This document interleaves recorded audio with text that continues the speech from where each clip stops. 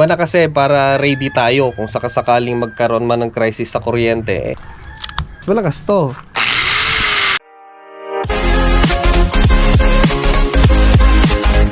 Alam nyo ba mga bossing na pwede na kayo magka-solar setup gamit lamang si Thunderbox Galaxy 1000 Lite at si Thunderbox Spartan 500X.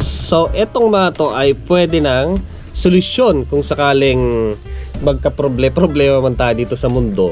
Lalo ngayon medyo sabi nila medyo delikado ngayon at magmamahal-mahal lahat.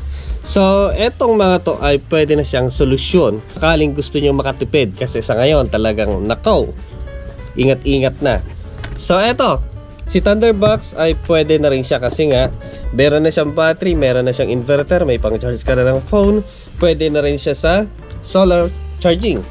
Then eto din, mas maganda naman na to kasi mas malaki. So sakaling magka-problema at magmahalan lahat ng mabilihin, importante kasi yan, unang-una magmahal gas, kasunod yan kuryente. Ayan, yan pa naman yung napaka-essential na gamit sa isang bahay. So dahil nga sa nangyayaring gusot, gulo sa ibang bansa, malayo pa naman ng New Year or Christmas, nagpapaputok na sila. So dahil doon ay magmamahal ang presyo ng gas. So lahat kasi niyan ay aapektuhan niya. Susunod yan mga bilihin, susunod yan ng kuryente, magtataas din. So lahat-lahat ay magkakaroon ng siguro yun ang problema natin. So para sa akin, habang maaga, sana naman sana naman ay kumbaga hindi na magtuloy. Ipanalangin natin na talagang hindi na magtuloy, sana matapos na. Mas maganda talaga dapat meron tayong backup plan. Yan. So kahit paano, backup na siya pero pang matagalan. So ito ituturo ko sa inyo kung paano siya gamitin as a residential energy station. Ayan.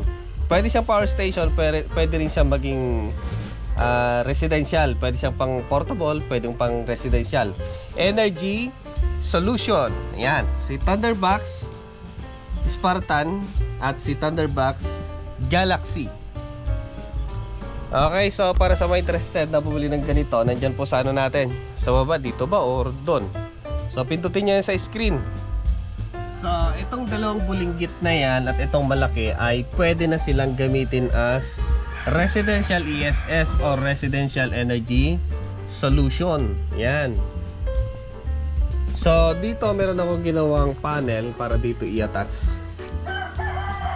Tapos ito yung kanyang expansion battery or pang charge kung sakaling makulimlim.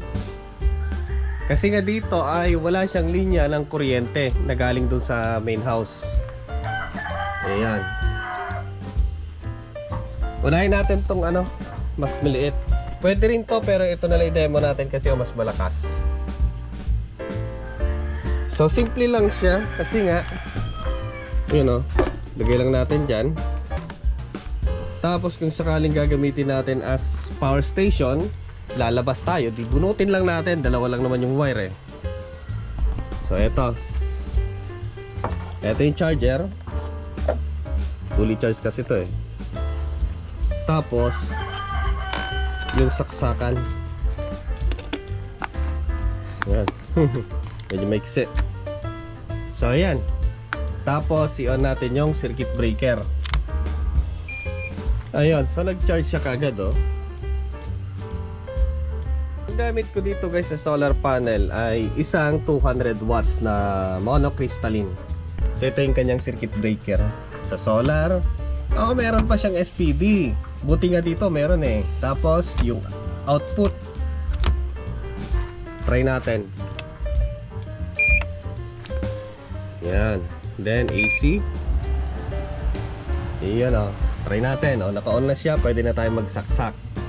Diba? Subukan natin sa isang gamit natin.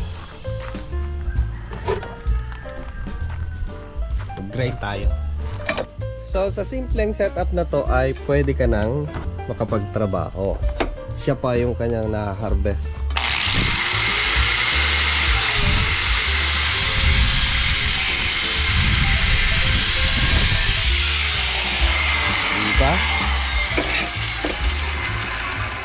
Yung wiring niya dito sa likod, pakita ko na sa inyo. Ayan, simple lang oh. Tapos kung sakaling may ano tayo, lakad, patayin natin dito. Tugot natin dito. Patayin muna natin. Diba? Tara na, camping na tayo. Diba? So pwede na siya, pwede na siyang gamitin. Ayan. Kasi nga sa ngayon napakamahal at lalong magmamahal pa ng mga siguro essential kasi nga panay na palipad nila sa lipaw-paw. Eto kasi guys ay dinesign ko siya para sa Thunderbox Galaxy. Ayan, iba na kasi para ready tayo kung sakasakaling magkaroon man ng crisis sa kuryente, mahanda tayo. Kaya nga, wag na maghisaw-saw ang Pilipinas kasi wala naman tayong kakayanan dyan Hindi tayo nakadesign dyan. Kasi nga nakadesign tayo as a Crocs. Ewan ko ba? So ito, ilagay natin yung isa. Super easy lang siyang install guys. Kasi nga, plug and play na lang siya. Ayan o. So, kagaya din kanina, plug and play lang siya. Dito kasi naka-design to kaya mas maluwag siyang ilagay. Diba? Then yung outlet, pwede dito sa kabila or dito. Ayan. So, easy. Napaka-easy. Tapos, kung gusto natin mag-outdoor, magliwaliw, para malimutan natin yung mga nangyayari ngayon, eto, pwede tayong mag-camping, maligo sa dagat. Ayan, pwede. So ayan, i-on natin yung kanyang circuit breaker. Matic yan, madedetect niya kagad. Iyon. Matic, iilaw. Hindi lang nagtugma yung frame rate sa dito kaya siya nagbi-blink. Pero sa Bear Eyes yan, steady. Yun So subukan natin. Then on. Ayos. So pwede na yan. Ang tahimik nga Kahit paano na i-fully charge na niya, maghapon lang yan. 80% kanina. Talaga makunat din siyang i-charge. Try natin.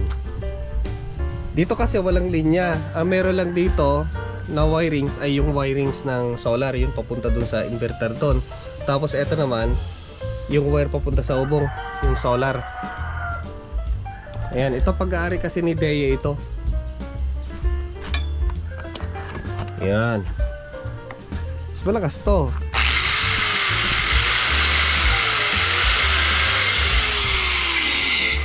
Diba? So ganun siya. Ito kasi nagcha-charge to Kay Thunderbox and Thunderbox kasi nagcha-charge. And yun Tapos dito na rin siya isasaksak. Diba? Eto matic na to mag-charge pag naarawan. Then sa gabi, dahil nga sa wala pang ilaw dito, itong DIY tripod muna. DIY tripod. Dito yan. Ilaw na siya.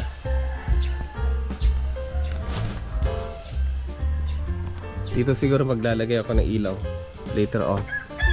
Magdadagdag pa kasi ako ng silicone kasi nga may tulo dito sa tapat ko pa naman, dito at dito sa kabila. Sa malamang hindi pwede yung pagkalagay ko, dodoblein ko siya. Di pa dumating kasi yung silicone. Pwede na siya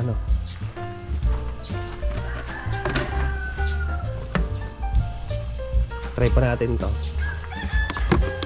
Testing natin. Marami siyang outlet.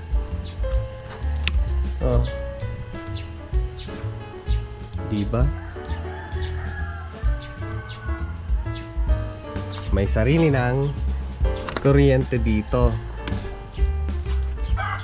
So sa area na to ay self-sustain.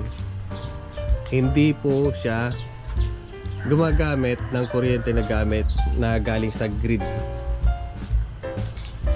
So itong location ko po, I'm proudly nasasabihin na self-sustain po si Juan Dilasag when it comes sa energy.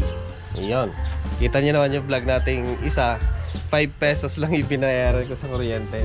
Ang sarap nun. So itong mga breaker na to guys ay cut off lang siya kasi nga isang solar lang siya. Ito mga design na lang to kasi nga mababa lang naman yung solar panel, 18 volts lang naman siya. Ito cut off lang, 50 ampere na pang AC, 40 ampere, so cut off lang yung mga yan. And eto, kung sakasaling mag-charge ako sa battery na to, kaya siya nandyan. And yung wiring niya, simple lang naman yan. Lalagay natin, maglalagay pa kasi ng ano dito, additional na DC para sa solar, para dito. Ayos. At least ready na tayo kung sakaling magkaroon man ng ano, yung energy crisis.